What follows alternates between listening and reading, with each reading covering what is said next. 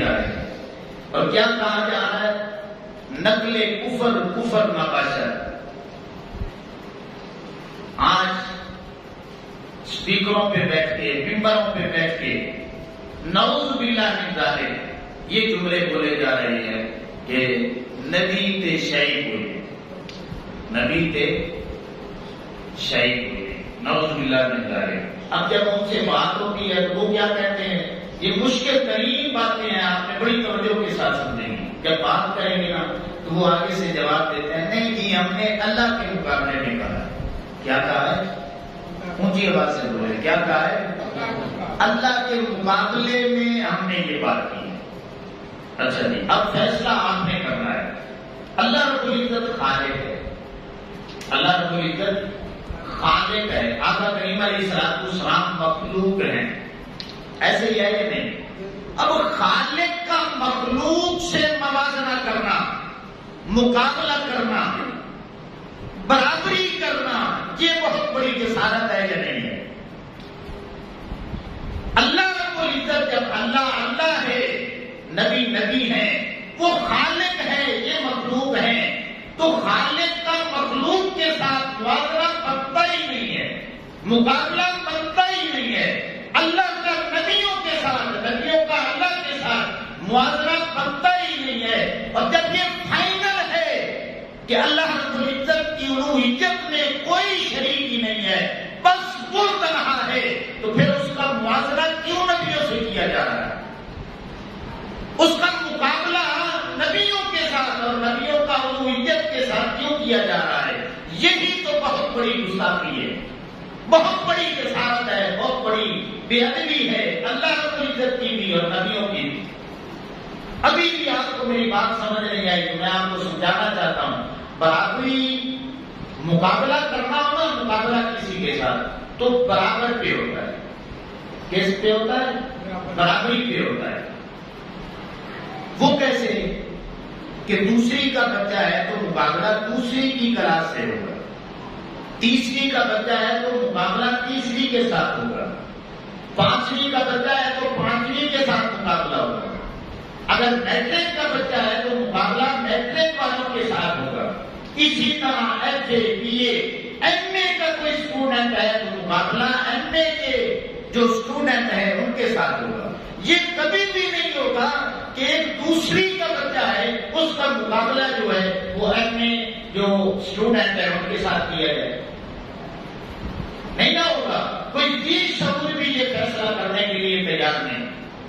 تو اس کا مطلب یہ ہے کہ مقابلہ بنتا ہی نہیں ہے. مقابلہ بنتا ہے برابری کی سطح پر. تو جب اللہ اللہ ہے، نبی نبی ہے، اللہ خالق ہے، یہ مخلوق ہے، موازنہ بنتا ہی نہیں ہے. تو یہ جو تم نے موازنہ بنایا ہے کہ ہم اللہ کے مقابلے میں یہ بات کر رہے ہیں کہ نبی کے شاعری کوئی نہیں، نعوذ باللہ، یہ جملہ کہنا یہ نبیوں کی بھی توہین ہے، یہ اللہ کی بھی بہت بڑی گستاخی ہے.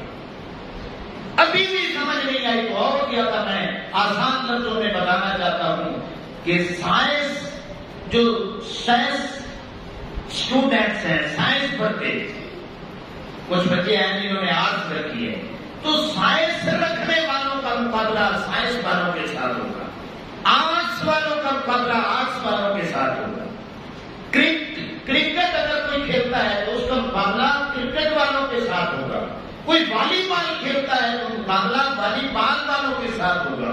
اس سے بھی آگے چلے جائیں تو یہ جب سیاسی میدان لگتے ہیں تو کبھی آپ نے دیکھا ہے کہ ایف پی اے کا مقابلہ ایم این اے سے ہو رہا ہو؟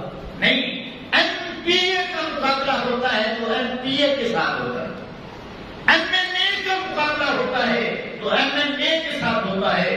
پہلوان کا مقابلہ پہلوان کے ساتھ ہوتا ہے. کسی کمزور کا مقابلہ پہلوان سے نہیں کروایا جاتا. تو اس لیے امام الانبیاء صلی اللہ علیہ وسلم کے غلاموں، جب یہ بات فائنل ہے، اللہ اللہ ہے، اللہ کے سارے نبی اللہ کی مخلوق ہے، تو یہ موازنہ بنتا ہی نہیں ہے. جب تم موازنہ بنا رہے ہو اللہ کے مقابلے میں، یہی تو بہت بڑی گستاخی ہے، یہی بہت بڑی بے ادبی ہے. نبیوں کی بھی توہین ہے، اللہ کی بھی توہین ہے. اللہ اکبر. تو اس لیے امام الانبیاء صلی اللہ تعالی علیہ وسلم کے غلاموں، ہمارا کون سا عالم ہے اور فرد واحد ہے، جاہل بندہ ان پڑھ، جس نے یہ بات کی ہو کون سی، کہ ہم نبیوں کو الہ مانتے ہیں. جاہل بندے کے پاس چلے جاؤ جو ان پڑھ ہے، جس نے ساری زندگی دین نہیں پڑھا، اس سے پوچھ لو کہ نبیوں کو خدا مانتے ہو، وہ کہے گا نہیں مانتے. اچھا نبیوں کی جو صفات ہیں ان کو ذاتی مانتے ہو، وہ کہے گا نہیں. پھر کہہ دو، پوچھ لو سے نبیوں کی جو صفات ہیں وہ اللہ کے مقابلے میں لامحدود مانتے ہو، تو وہ کہے گا نہیں. تو جب اتنا فرق موجود ہے، ہمارا جاہل بندہ بھی اللہ کو اللہ سمجھتا ہے، نبیوں کو نبی سمجھتا ہے، تو پھر تجھے کس نے یہ توفیق دی، طاقت دی کہ تو نبیوں کا مقابلہ اللہ کے مقابلے پہ کرے؟